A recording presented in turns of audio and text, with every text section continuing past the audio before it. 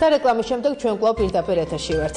გაიღეს სისხლი გადაარჩინეს სიცოცხლე აქციაში საქართველოს რეგიონული გავითარებისა და ინფრასტრუქტურის სამინისტრო ჩაება მინისტრმა, მისმა მოადგილეებმა და სამინისტროს თანამშრომლებმა ლეიკემიით დაავადებული ბავშვების დასახმარებლად სისხლი გაიღეს. აქციაში ასევე მონაწილეობდნენ საავტომობილო გზების დეპარტამენტის, გაერთიანებული წყალმომარაგების კომპანიის, მუნიციპალური გავითარების ფონდისა და მყარი ნარჩენების მართვის კომპანიის თანამშრომლები.